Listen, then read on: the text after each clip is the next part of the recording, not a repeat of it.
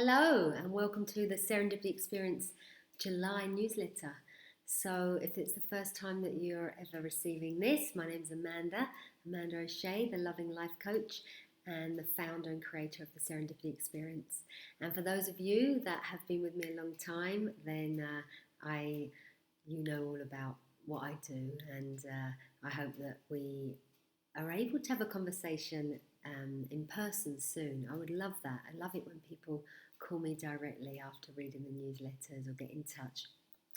So I just wanted to share a few things that I've been seeing happening around me recently and share that with you. I've been traveling a lot, so I was away, as you just read in the newsletter. I've been busy. The last couple of months been really busy, but in a really nice way, in a really good way, and just full of life and excitement and those moments that we are gifted with, like going to my son's graduation or being able to go and see a music festival with artists that you really like, or exploring new cities, or seeing just people in action when they're traveling, seeing people getting ready for events, seeing people at play, seeing people at work, just really being, that's what I feel like the last couple of months I have been in the vibrancy of life with having done so much travel. So it's great. I've been to Vegas and the Grand Canyon, and I've been to Scotland, and I've been to London, and I've been to Madrid, and I've been to Malaga. Something happened to me while I was in Madrid, which has really stuck in my memory.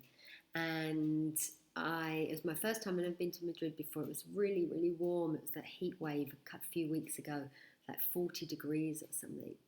But I was walking around Retiro, I don't know how you pronounce it, Retiro Park, in the middle of Madrid, which really reminded me of like Hyde Park in London, which I love.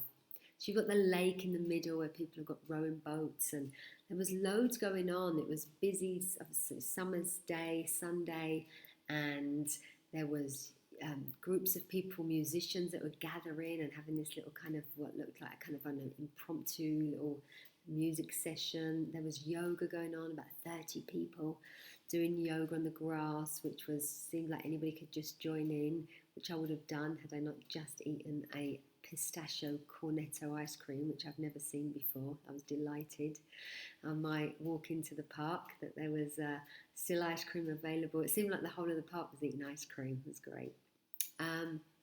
And walking around the park and just sort of taking in this kind of new city and the people that live there, and the vibrancy, and noticing there were, like, couples that looked like they'd just fallen in love. There were couples that looked like they should be split up. There were, children playing, some children being nice to each other, some children not looking like they were being so nice to each other.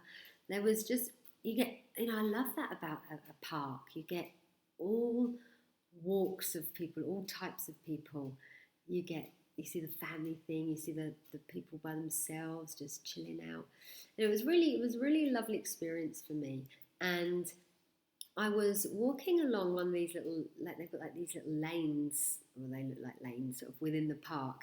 And there was this guy that was quite, I noticed this guy was sort of looking at something quite closely. As I got closer to him, I saw that there was a bird that didn't look like it was sort of looked quite weak. I passed this guy and he seemed to be checking this bird out, and then he called me and he just said, excuse me, but I was drinking a bottle of water. Could I have a little bit of your water? I think this bird is really thirsty. So that was great. I said, yeah, of course you can, and can I help you? And he was chatting. His name was Paco, and he was chatting about the birds and the heat and the weather and where I was from, and we had this really lovely conversation. And so I've got my water, he's got his hands out and I've got the water and he's holding the bird, and we're there for ages, and this bird's drinking water, and the bird kind of perks up a bit, and it's great, and he says, I'll put the bird back on the ground, and we're watching the bird, and suddenly from nowhere this cat appears and whisks the bird up in its mouth and legs it. And Paco was like in total shock. And he went to go running after the bird. And I was like, es la vida, right? Es la vida. And he was like, I didn't expect that. And I was like, no, I didn't expect that either.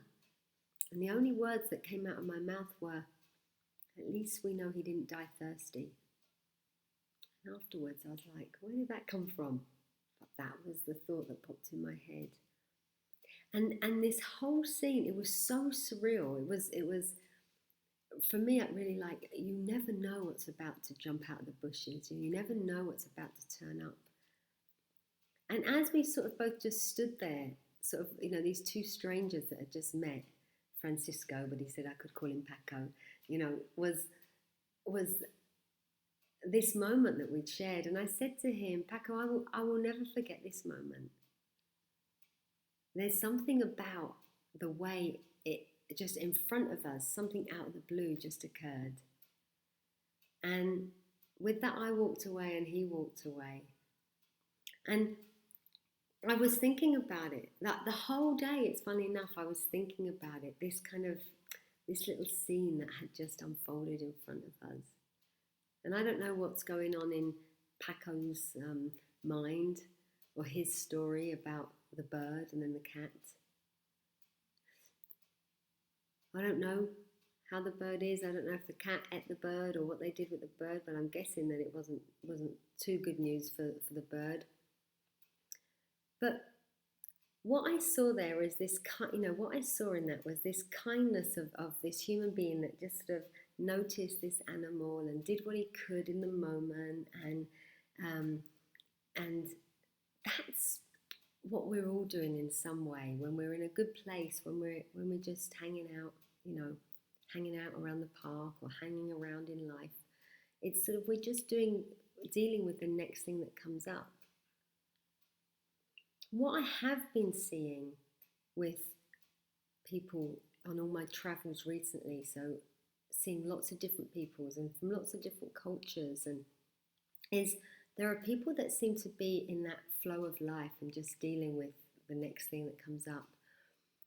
But I also see that there's a lot of suffering around. I see people suffering. I see myself, if I get caught up in low thinking, how I can suffer, not for very long, thank goodness.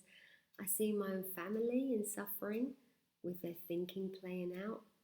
I see my clients when their suffering, is being created, literally. And all of that comes from an innocence. All of that comes from us forgetting that the power of thought, us forgetting that all that's ever happening is that our thinking is creating our feelings, and feelings so real. Thought being brought alive by whatever level of consciousness we happen to be in. I say the same thing all the time, but that's how it works.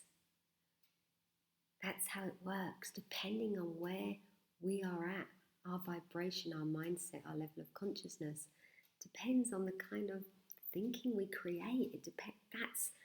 That's the flavor we give it. That's the coloring that we give it. It's bright and bubbly and light if we're sort of hanging around up here, or it's a bit deeper, a bit darker, a bit heavier, a bit grayer if we're in a low level of consciousness. And we do this, right? That's what we do. We go up and down, just like the waves. We go up and we go down. But something happens when we remember that we're always going to keep changing. Our thinking always changes. Our feelings are going to keep changing because that's how it works.